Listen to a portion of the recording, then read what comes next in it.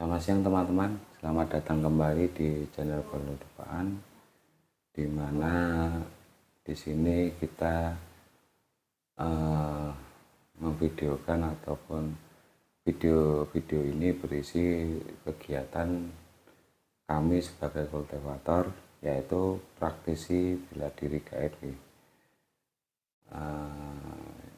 Mungkin juga isinya tidak hanya hal-hal yang berhubungan dengan kegiatan, tapi juga mungkin sedikit tanya jawab dalam artian untuk berbagi kawruh, berbagi pengetahuan tentang hal gaib sebatas yang kami tahu. Nah, ini untuk teman-teman yang kurang suka ataupun tidak setuju atau tidak percaya dengan adanya hal gaib, di skip saja. Jadi jangan sampai menyia-nyiakan kuota Anda daripada melihat hal-hal yang tidak sesuai dengan minat Anda. Itu nggih. Nah, karena kali ini kita sama seperti kemarin, video kemarin, tetap meneruskan untuk tanya jawab nggih, hal-hal gaib yang mungkin ditanyakan teman-teman yang sudah ditulis di kolom komentar di channel Penutupan ini, atau yang waktu saya masih itu waktu jadi narsum lah di Opsan. Nah, ini mungkin masih banyak kan ada pertanyaan-pertanyaan yang mungkin bisa kami jawab, bisa saya jawab gitu. Nah, ini untuk pertanyaan pertama, langsung aja nih.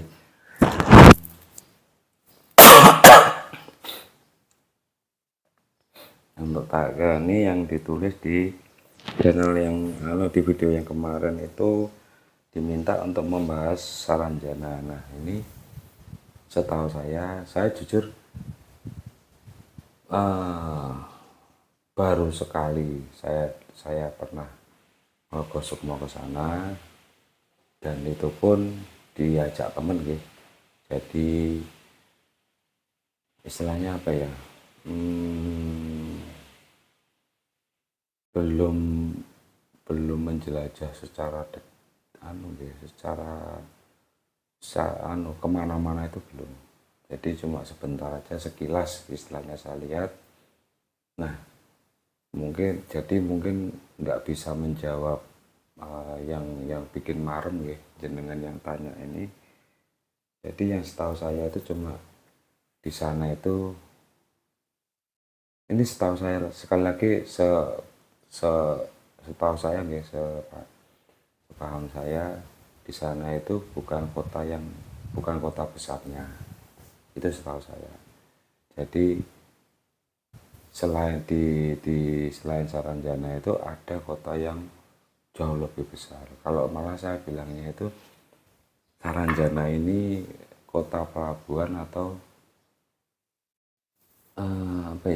kota kecil, lebih tapi bukan pedesaan, bukan tapi kota kecilnya, di mana memang yang sebagai penghubung ke alam manusia hidup.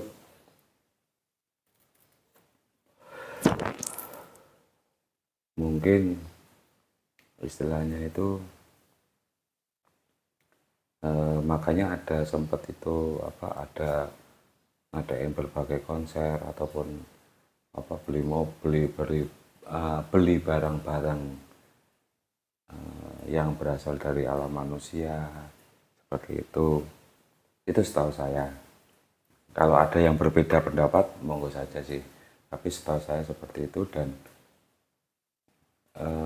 itu dilakukan mungkin karena saya belum menyelidiki secara menyeluruh, secara tuntas itu untuk dijual kembali ke orang-orang penduduk gaib itu yang di kotanya yang jauh lebih besar, seperti itu setahu saya. Karena ada waktu sekilas saya ke sana itu saya melihat ada transaksi lah seperti itu. Nah itu yang setahu saya, dan maaf mungkin nggak bisa cerita banyak gitu ya. Jadi itu saja. Semoga walaupun hanya sedikit tapi sudah bikin marem jenengan. Nah, selanjutnya ini ada yang tanya lagi. Nah ini kita ke waktu saya jadi narsum gitu. Itu ada yang tanya, apakah Baruna nama dari penguasa Laut Selatan dan berkelamin cowok, ibu Ratu Nyi Roro Kidul istrinya? Ini saya jawab sesuai pemahaman saya nggih. Kalau ada yang berbeda pendapat itu monggo saja. Saya tidak akan bahasanya itu debat atau yel-yelan, karena gaib itu kan fleksibel gitu. Jadi pemahaman orang itu tergantung kawruhnya masing-masing, tingkat keilmuan masing-masing atau tingkat kawruh masing-masing gitu. Nah ini sesuai paham saya, Baruna itu nama dari seorang dewa, yaitu dari kadewatan Jawa ataupun mungkin ada kemiripan dengan kadewatan India. Itu beliau bernama Sang Hyang Baruna. Itu memang berkelamin cowok tapi bukan penguasa Laut Selatan. Dan istri beliau itu bukan Nyi Roro Kidul. Istri beliau itu seorang dewi. Nah, saya kurang ngapal nama istri beliau, tapi kalau teman-teman ingin lebih mempelajarinya lagi, silahkan buka itu kisah-kisah pewayangan ataupun kisah-kisah yang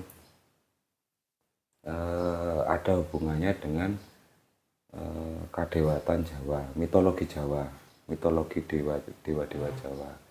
Bathara kalau di Jawa itu namanya Bathara sama Petari, kalau Dewi itu Petari. Nah itu silakan dengan teman-teman pelajari sendiri ya, itu ada. Tapi sepaham saya ya ini yang penting ya, kalau ditanya apakah beliau ada, ini pendapat pribadi saya, ya beliau ada, tapi beliau itu gaib. Gaib itu bukannya tidak ada, gaib itu hanya tidak kelihatan gitu nggih. Jadi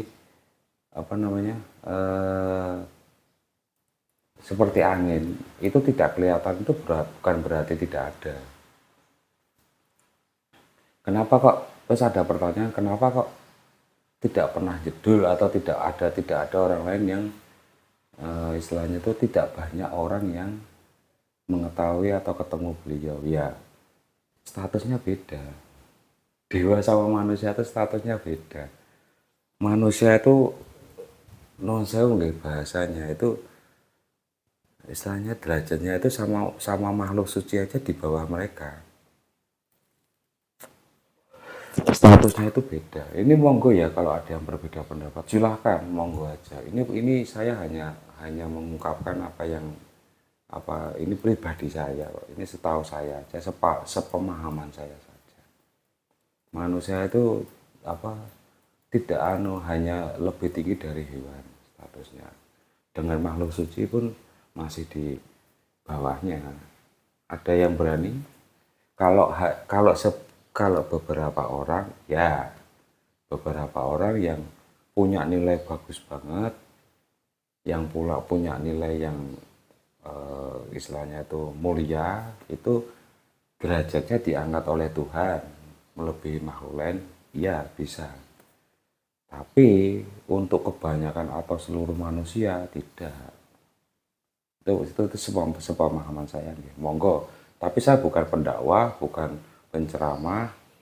Ini saya hanya bercerita sesuai apa yang saya tahu ketika saya Merogosukumo ke Merogosukumo jalan-jalan lah kasarnya gitu. Nah ini tadi untuk pertanyaan itu tadi udah saya jawab nggih. Sang Hyang Baruna itu bukan penguasa Laut Selatan. Beliau itu salah satu dewa di Kadewatan Jawa. Dan berkelamin cowok ya. Dan istrinya Ibu Ratu Nyiroro Kidul ya bukan. Itu bukan. Gitu nggih. Nah, untuk selanjutnya ini maaf saya kalau agak lama untuk nganune.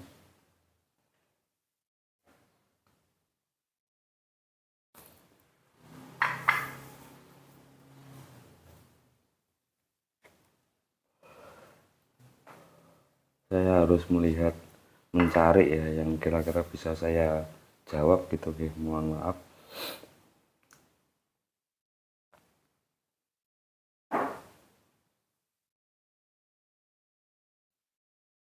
Ini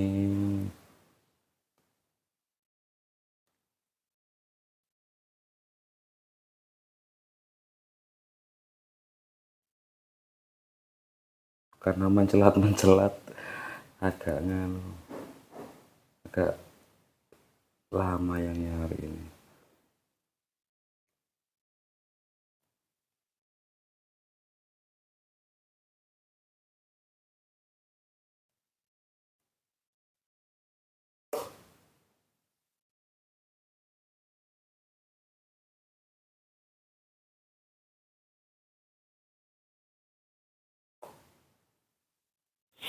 Nah ini mungkin nggih pertanyaan atau pernyataan mungkin nggih, karena tidak ada tanda tanyanya. Ini di sini ditulis ini sekarang kan banyak kejadian orang hilang di gunung. Bagaimana menurut pandangan dari sisi spiritualis metafisiknya? Kalau menurut saya ya ini entah dianggap dari sisi spiritualis ataupun metafisik gitu. Gunung itu tempat di mana manusia itu jarang ataupun tidak banyak manusia yang bisa bertahan hidup di sana.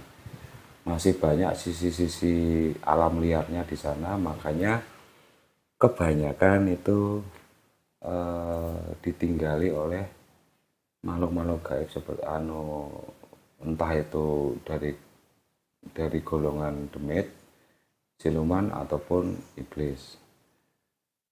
Kalau iblis enggak deh, iblis itu beda cerita lagi. Nah, dari golongan demit ataupun siluman. Nah, diumpamakan kita itu bertamu ke tempat orang, itu kalau boleh jenenge sebaiknya ya. Nah, sebaiknya itu kan atau seharusnya kita itu kan harus, kalau orang Jawa itu bilangnya itu uluk salam, istilahnya kalau orang Islam itu assalamualaikum atau ketok-ketok pintu, ataupun istilahnya kalau orang Jawa itu bilangnya itu uluk salam. Jadi kita harus kulon nuwun dulu, kulon nuwun, dan di situ kita juga harus sopan kan di rumah orang. Nah, mungkin beberapa orang yang mengalami kejadian naas di gunung itu, bukan saya menjelekkan, dalam arti saya menjelekkan ataupun mereka nggih. Mungkin saja itu dinilai sama para makhluk gaib yang tinggal di gunung-gunung itu dinilai kurang sopan, ataupun ada sesuatu yang membuat mereka tidak berkenan. Contoh misalnya ada beberapa cewek itu yang sedang datang bulan, itu biasanya kan mungkin para pendaki-pendaki yang sudah ahli itu pahamlah soal itu ada aturan tidak tertulis dalam hal itu. Nah itu intinya gini, kalau saya sih, kalau kita mau datang ke suatu tempat dimanapun lah, itu kita kan harus punya adab. Nah adab ini, adab atau sopan santun ini sangat penting sekali. Istilahnya seperti di kata peribahasa itu, di mana bumi dipijak, yaitu di situ langit dijunjung. Jadi kalau memang kita sedang berpergian atau datang ke suatu tempat, ya kita harus tahu tata cara, adat istiadat, sopan santun di tempat itu gimana.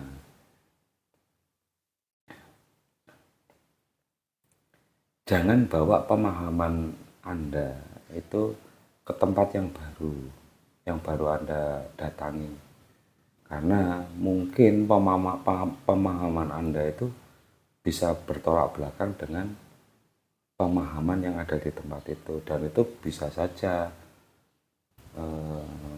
menimbulkan hal-hal yang tidak diinginkan. Itu nggih. Jadi kalau saran saya, kita bukan, saya nggak ngomong kita harus takut atau enggak gitu, cuma kita itu harus sopan, kita harus punya adab, itu aja. Itu mungkin tapi saya tidak bermaksud menjelekkan mereka-mereka yang yang pernah kena sial di gunung-gunung itu, bukan. Saya hanya menceritakan, saya hanya mengatakan apa yang saya tahu aja, gitu ya. Nah ini untuk selanjutnya, nah ini Ratu Kidul di mana Pak Wajar belum digambarin dan diceritain. Nah ini mungkin ada juga pertanyaan yang sama, yaitu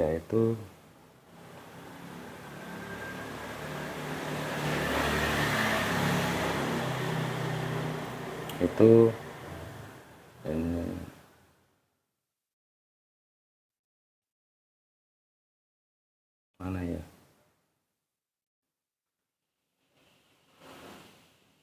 Kuwi kudune digoleki sik ya, Le.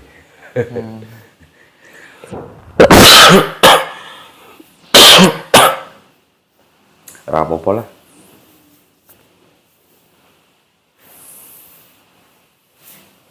Malah natural wae. Ah,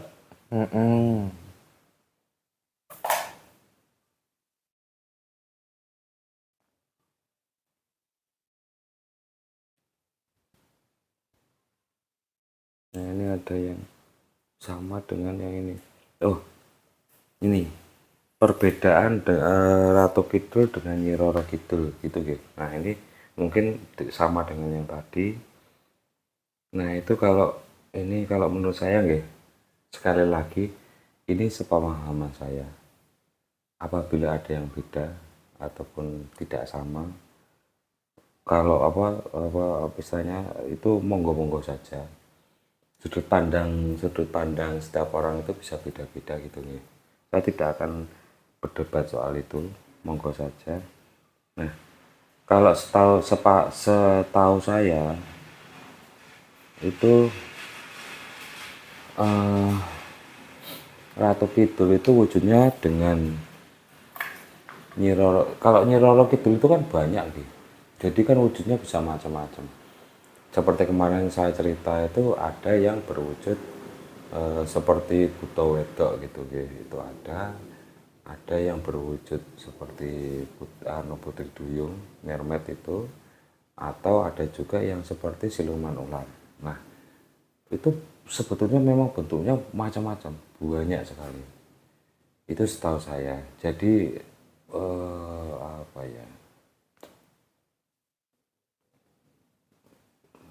Gimana jelasinnya ya? Pokoknya intinya macam-macam lah bentuknya. Nah, saya lebih ke konsen ke Ratu Kidulnya saja. Karena Ratu Kidul kan istilahnya tuh entitasnya itu cuma satu. Beda dengan Nyi Roro Kidul. Kalau Nyi Roro Kidul kan entitasnya itu kan banyak gitu. Jadi macam-macam. Nah, kalau Nyi Roro Kidul itu Ratu Kidul ya. Ratu Kidul itu setahu saya itu wujudnya itu siluman ular, wanita. betul. Itu beliau atasnya itu wanita itu memang betul-betul wujudnya itu cantik gitu ya. Kalau jadi ada kalau apa wujud wanita, wujud wujud manusianya itu cantik, cantik banget.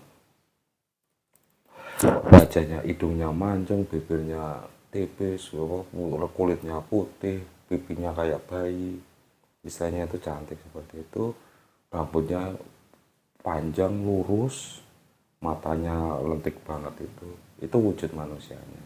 Tapi mohon maaf, setahu saya dia itu siluman ular. Jadi setengah bawahnya itu wujudnya ular. Nah, kenapa bisa gitu? Kita lihat Nyi Blorong aja. Nyi Blorong itu anaknya Ratu Kidul. Itu setahu saya gitu. Nyi Blorong itu wujudnya itu siluman ular juga. Dia atasnya itu juga cantik, tapi bawahnya itu ular, tubuh ular gitu loh. Gitu. Nah, eh, apa namanya? Ada satu wujud lagi. Jadi ada tiga wujud. Ketika dia berwujud manusia, kalau siluman itu ada tiga wujud biasa. Ini setahu saya nih. Jadi pada saat dia berwujud manusia, pada saat dia campuran tubuhnya itu, jadi setengah setengah manusia, setengah binatang, setengah binatang, atau pada saat dia full jadi tubuh binatang, yang dimana itu apa namanya bagian dari tubuhnya itu. Kalau misalnya Nyi Blorong ataupun Ratu Kidul itu nanti akan wujud fullnya itu memang wujud ular. Kalau pada saat berwujud binatangnya ya. Tapi kalau pada saat berwujud manusianya itu ya wanita cantik betul. Eh, kalau ditanya ada nggak sih apa gimana kalau dibandingkan sama istilahnya itu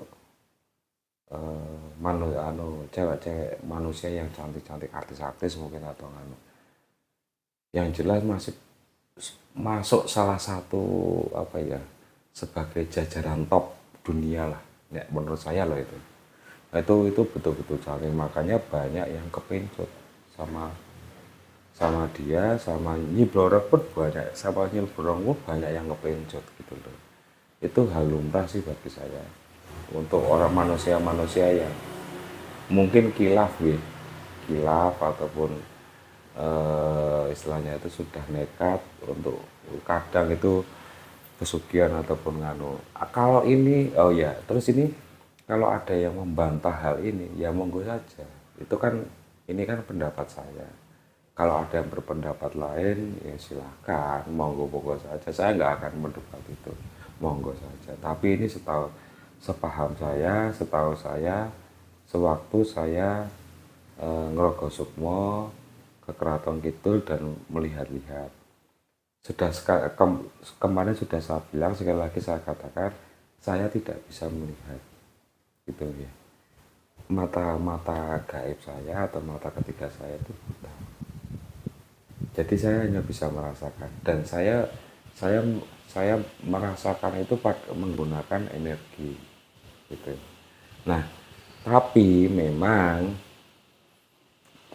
pada saat merogoh sukmo karena saya menggunakan tubuh sukma saya otomatis karena tubuh sukma itu kan tubuh gaib gitu, tubuh halus tubuh gaib otomatis itu tetap mata Arif menggunakan mata biasa dari tubuh sukma pun bisa melihat hal-hal gaib itu tadi memang bisa melihat nah yang saya tidak bisa melihat mata mata raga ini mata tubuh mata mata tubuh kasar ini yang tidak bisa melihat ini juga nggak bisa melihat karena sudah buta itu saya tidak bisa melihat tapi kalau menggunakan tubuh sukma tubuh gaib itu saya bisa karena sama-sama dimensinya nah itu biasanya saya konfirmasi menggunakan tubuh raga ini saya merasakannya menggunakan energi itu wujudnya seperti apa oh wujudnya seperti ini misalnya itu seperti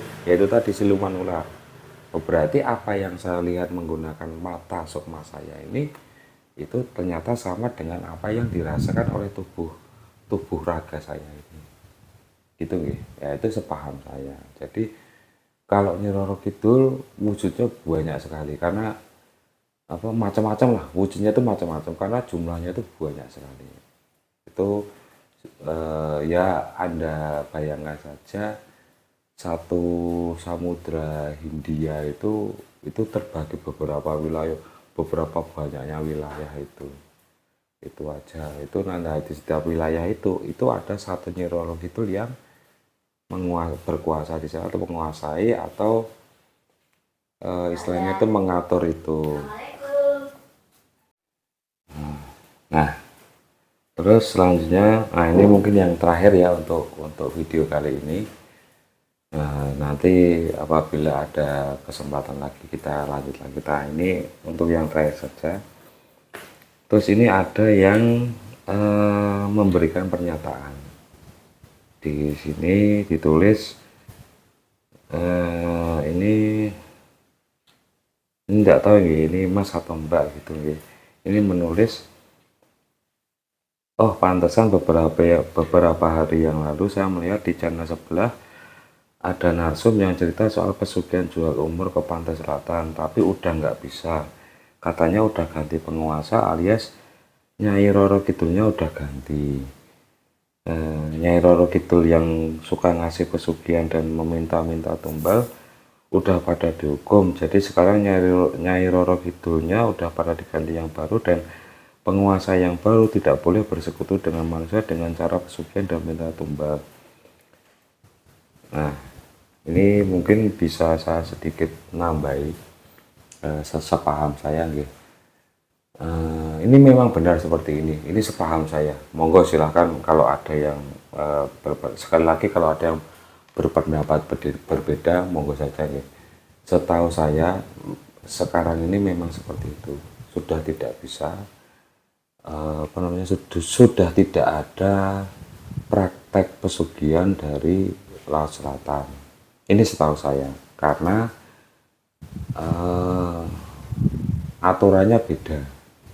Sekarang ini aturannya beda dan seperti yang tadi ditulis itu memang siapapun warga keraton gitu, entah itu dari rakyat biasa ataupun sampai penggede kasarannya itu seperti Nyai Roro Kidul itu sebagai penguasa wilayah, bukan penguasa keraton penguasa wilayah, ataupun yang lebih tinggi lagi pun seperti istilahnya Mahapate ataupun yang lain-lain itu sekarang ini saat ini itu sudah dilarang untuk melakukan itu tadi, pesugihan atau kerjasama dengan manusia-manusia. Apabila memang apabila ketahuan ataupun itu pasti akan langsung dihukum. Dan di saat ini setahu saya di Keraton Kidul itu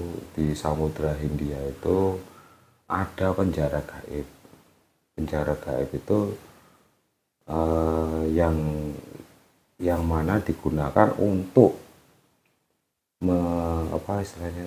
menghukum para warga Keraton Kidul, warga gaib itu yang melanggar peraturan ataupun yang istilahnya itu gampangannya itu kan orang Jawa itu tidak manut perintah, tidak patuh sama perintah gitu. Itu setahu saya gitu. Detailnya seperti apa adalah ya itu jadikan misteri saja gitu ya. Mungkin cukup sekian ini video kali ini, semoga bisa sedikit menambah wawasan gaib untuk teman-teman dan apabila masih ada kesempatan besok ke depannya mungkin saya bisa bikin video lagi yang karena di ini saja masih ada beberapa pertanyaan yang ya masih mungkin ada beberapa pertanyaan yang belum saya jawab, yang mungkin bisa saya jawab gitu nih. Dan kalau ada dan teman-teman sekali lagi sudah saya bilang, saya katakan kalau ada teman-teman yang ingin bertanya tentang hal gaib nggih, tapi bukan konsultasi nggih. Ya, kalau konsultasi silahkan itu nggih hubungi murid-murid gaib saya. Kok murid-murid gaib. Murid-murid saya. Murid-murid saya ini enggak gaib. Ini nyata. Beneran silakan hubungi murid-murid saya. Itu perantara salah satu murid saya yaitu Mas Gale. Mungkin nanti nomornya juga saya tulis seperti biasa di bawah di kolom komentar itu. Nah, kalau untuk konsultasi gaib, konsultasi tentang hal-hal gaib ataupun meminta kalau ada yang minta bantuan untuk gangguan gaib gitu ya, silakan ke murid-murid saya. Karena sekali lagi mohon maaf, saya sudah dipensiunkan. Oleh siapa? Ya oleh yang memberi tugas. Yang memberi tugas siapa? Ya, ini silahkan kalau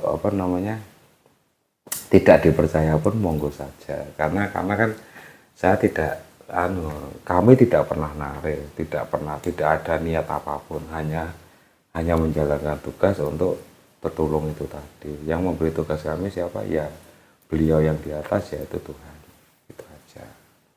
Nah itu, tapi ya kami tetap manusia, bukan makhluk lain gitu. Nah, cukup sekian, gitu aja, cukup sekian untuk video kali ini. Salam sehat selalu. Semoga teman-teman yang menonton video ini diberikan berkah oleh Tuhan, diwujudkan apa yang jenengan semua harapkan atau inginkan. Gitu, Min. Salam.